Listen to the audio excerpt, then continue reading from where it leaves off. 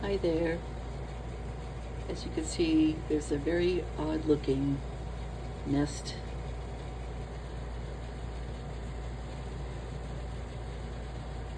A friend of mine from work gave me this. She knows I collect nests and just love them.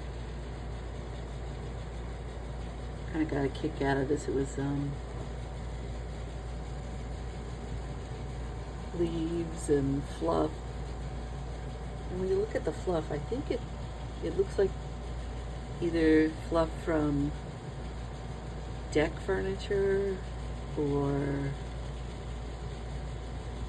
could be from like I noticed like certain grill covers have insulation, something like that. I just thought it was the neatest thing. You use what they could find, and that little bird was probably like, oh, I know what I can use. I'll pull some fluff out of that chair on the deck for the porch. A little ingenuity. And that's all. I just thought it was really cool.